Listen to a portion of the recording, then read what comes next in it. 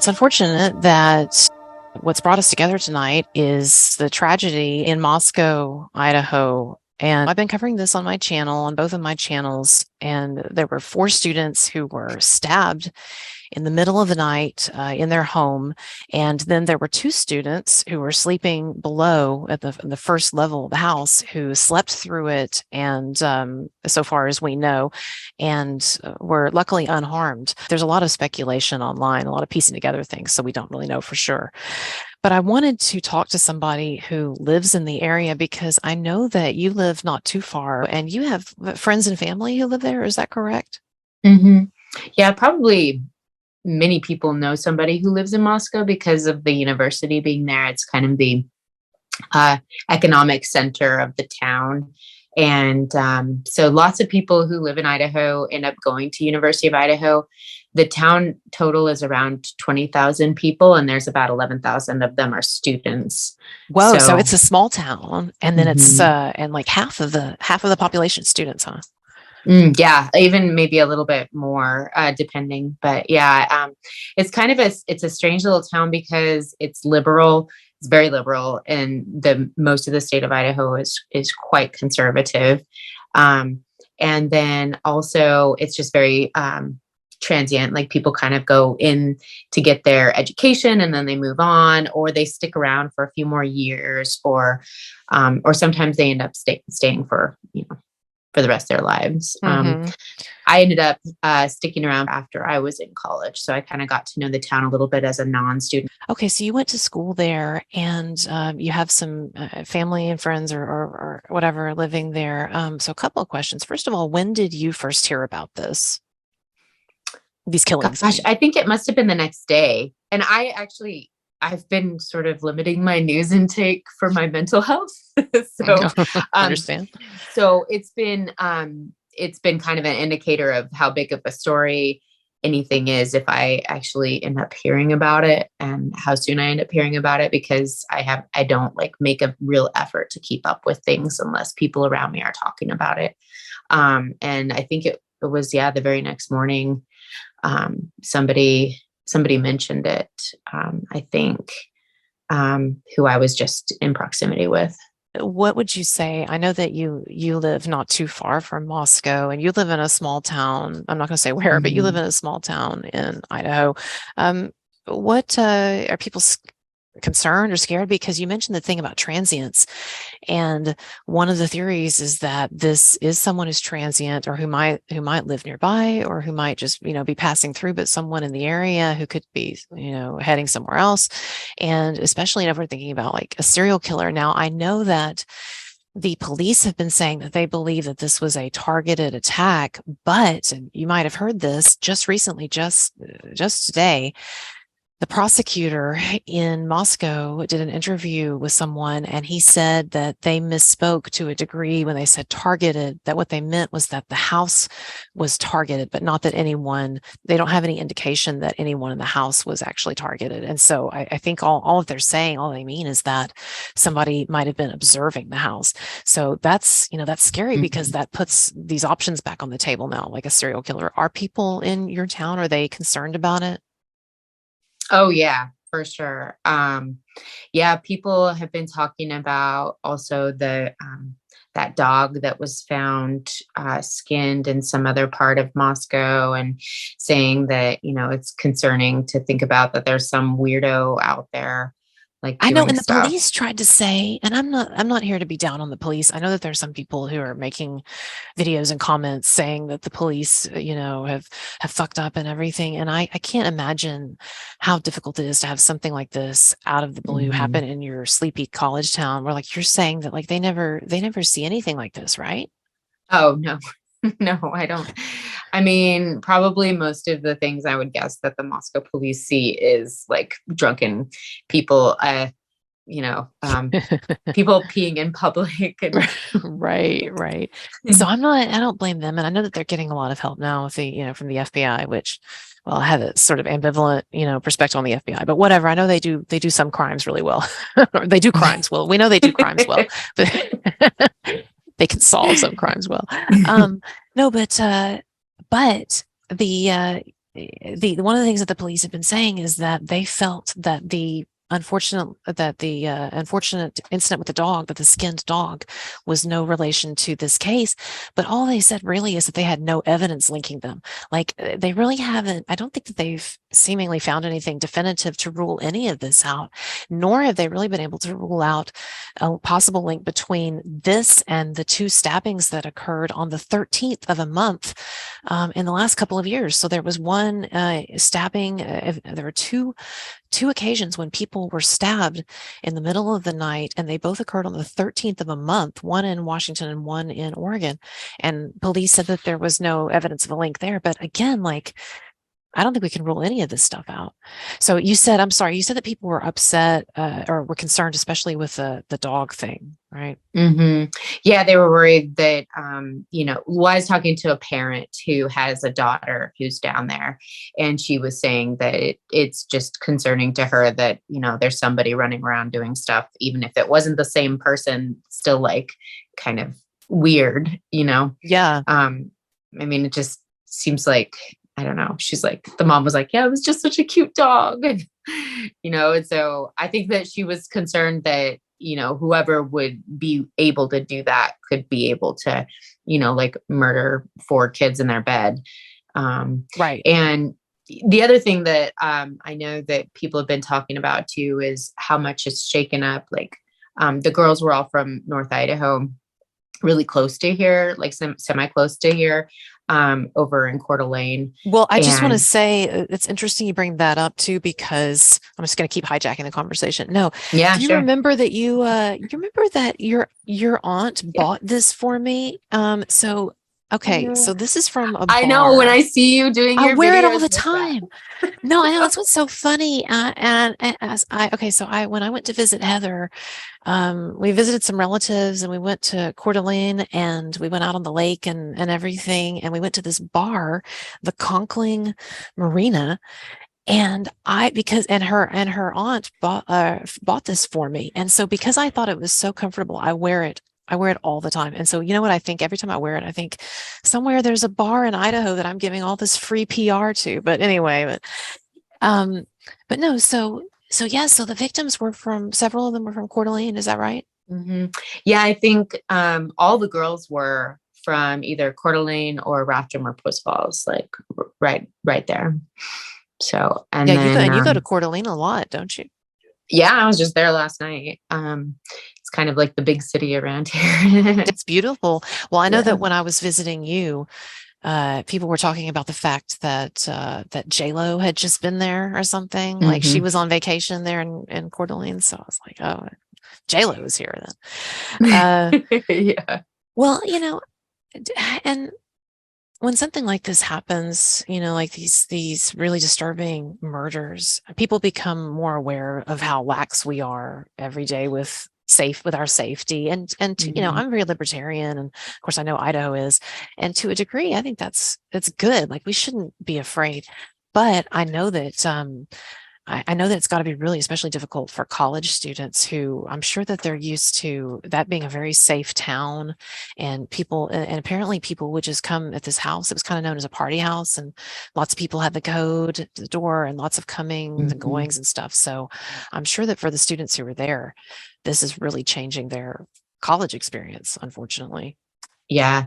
Yeah. And there's a lot of houses like that in Moscow. I mean, it was more the norm than people locking their houses. There were a lot of houses that, like fraternities or sororities would have, a bunch of kids living in and they'd party in there.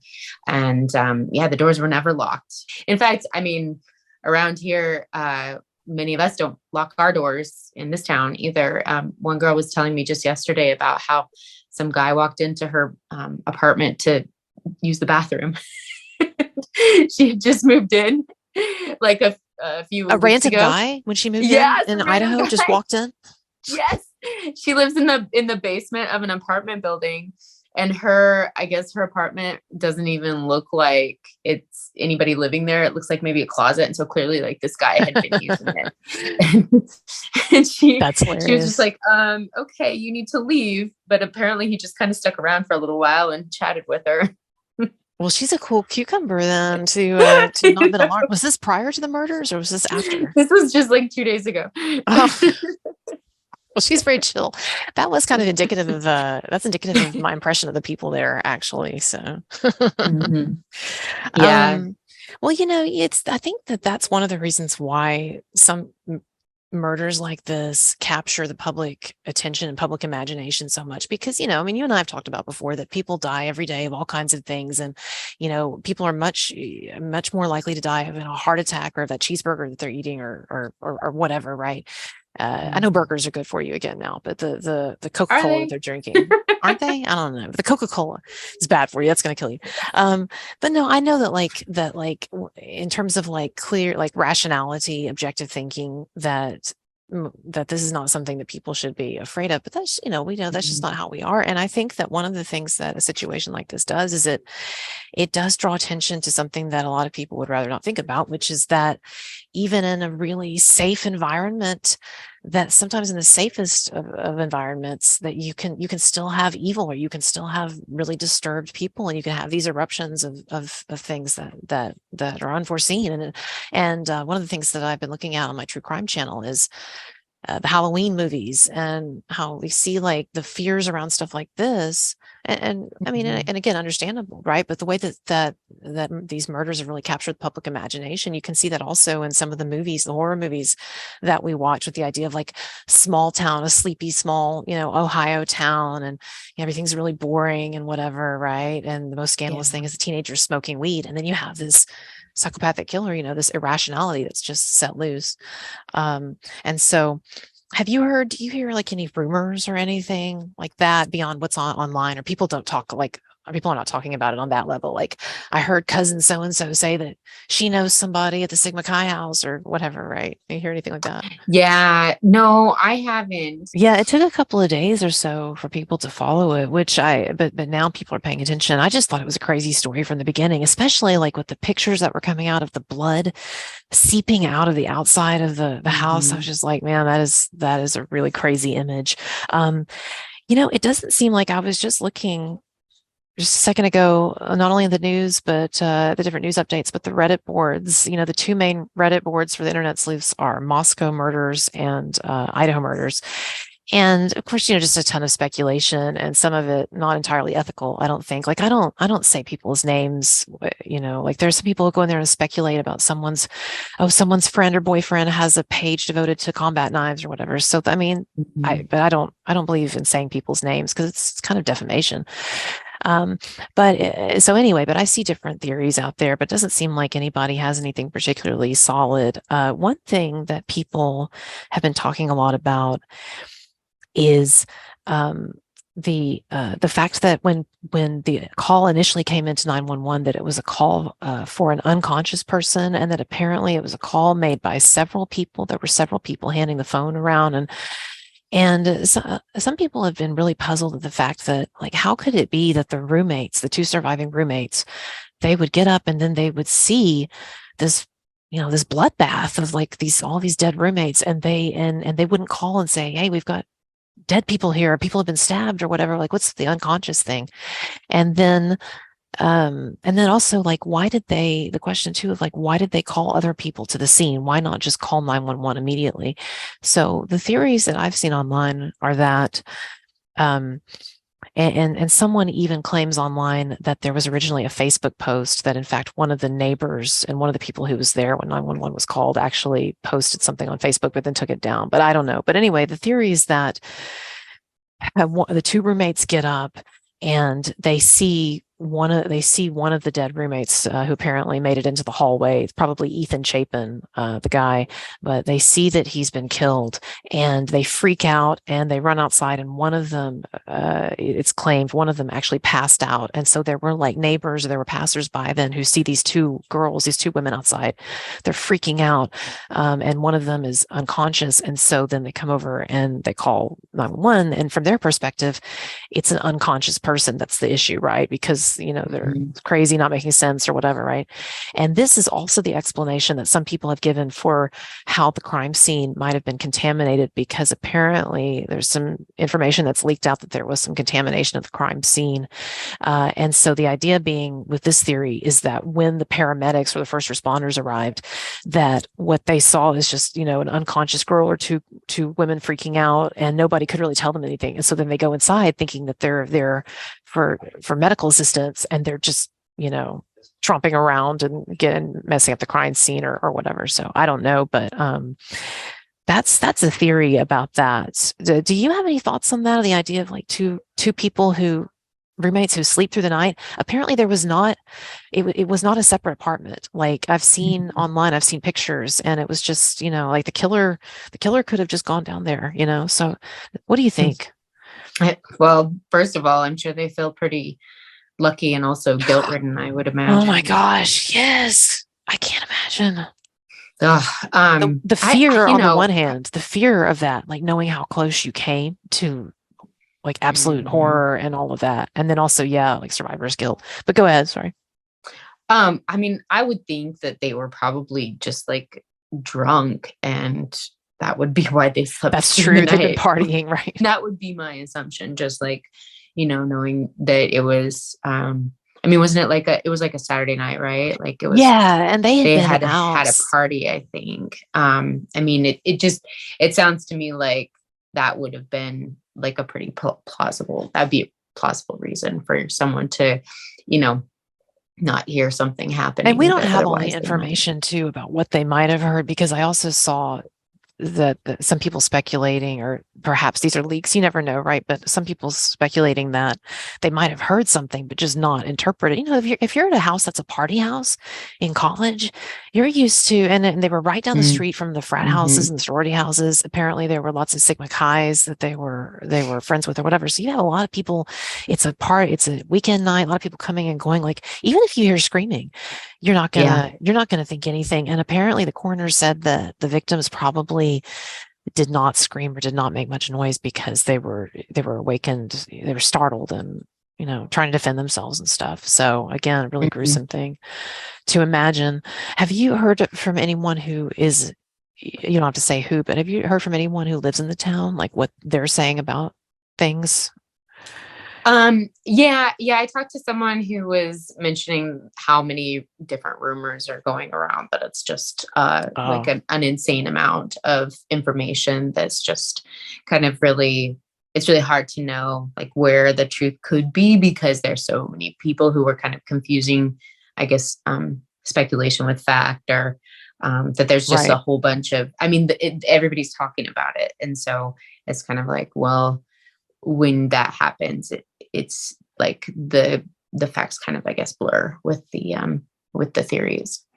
It's really a pretty fascinating kind of case study for not only for the way the media handles something like this, but also for the way that like local communities and networks handle news like this, Mhm. or threats like this, or tragedies like this. And what about fear? The people you've talked to, do they say that everyone's kind of keeping it under control, or are some people outright really terrified or concerned? Oh yeah, people are definitely really really scared. I'm not. I mean, even us living here is like, even it's not that far. Right, Is what people have been saying. You know, right, right. Especially, especially, I mean, if this person is just kind of like, I don't know, if this isn't their first time, or if it is their first time and they're gonna, kind of continue on. I mean, I don't know, just the manner of how gruesome it was, and how, I don't know, it would be, it's it's hard to imagine someone being able to like do that, even mm, though, I mean, in Idaho we've got a lot of hunters. People uh skin elk all the time, and shoot animals, and I mean, I know that there's a lot of familiarity with death, and I mean, it's not really that surprising to me that someone would have like a combat knife collection around, and and there's a lot of, I mean, that's part of why they live in Idaho is because they don't want the government in their business. Right, right. So, You've had some interesting things happen in your history, and I would love to just have a conversation sometime or do a video on Ruby Ridge because that was really interesting. Definitely some government overreach there and entrapment and all kinds of things. But yeah, you're right. A very, very particular kind of libertarianism and get the government out of my, out of my backyard, so to speak. Okay, so is there anything that you kind of want to talk about that I haven't covered?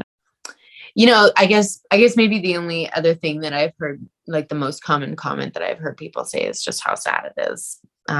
You've got these four kids. I mean, they call them adults in the news, but they're kids. I mean, they had their whole like future ahead of them, and I think is just like really, really shocking. And as a mental health perspective, I mean, like that is the definition of trauma, right? When someone around you is killed in this like shocking manner, it just affects how you see the world, and so it's, I think, going to leave a lasting impact on everyone who knew the kids, and even who didn't know the kids but who heard about the story and kind of lived nearby. And it's like you said, it is such a brutal killing. I was thinking the other day about how I remember someone, I believe it was one of the Charles Manson people, one of the women who committed those murders. And I remember an interview with her where she was talking about how she was surprised when she started stabbing, how she was surprised at how much force it took, like how exhausting it was.